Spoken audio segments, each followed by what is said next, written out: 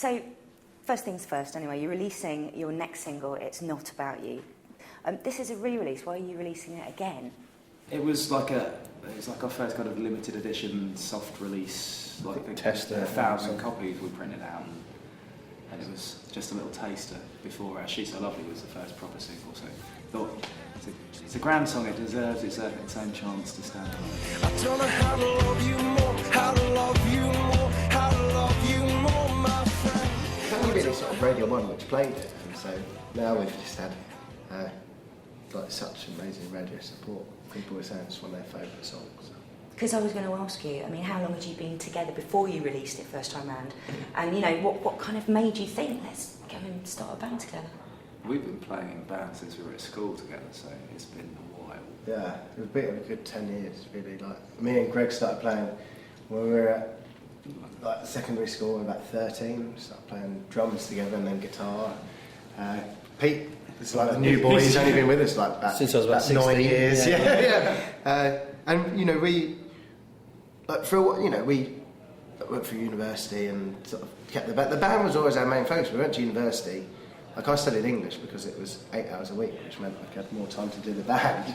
And you know, then we worked part time, and then we just decided to put out our own records, and we did that for a couple of years. Just ran our own little record label. So it was like financially the biggest disaster. So we had to work to pay for it. But we used to put on our own nights, and it got to a point where when we actually got offered a record deal, we were sort of selling out. Really? we were selling out our little venues ourselves, and you know, we had like a plan. All we ever wanted to do, and all we've ever wanted to do, is just play music. Live it like just together. It's like anything we can do. Yeah. Elvis isn't dead, Elvis isn't dead, Elvis isn't dead, 'cause I heard him on the radio. Elvis isn't dead, Elvis isn't dead, Elvis isn't dead, and you're coming back to me, I know.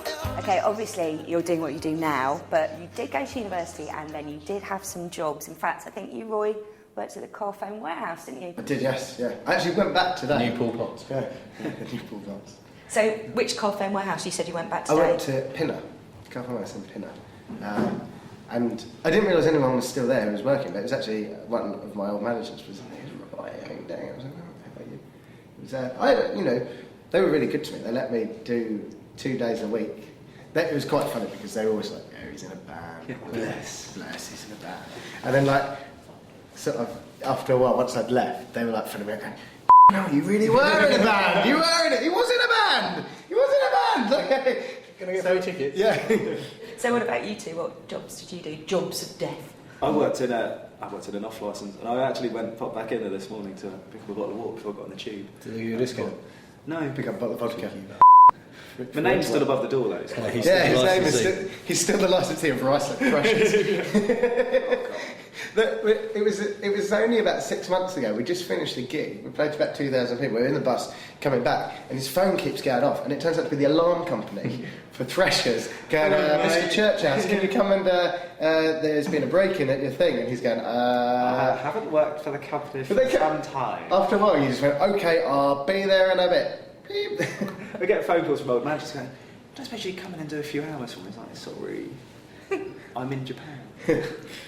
It's costing me a fortune. So there were your old jobs. Talking of the future, who would you really love to collaborate with? What would be your dream collaboration?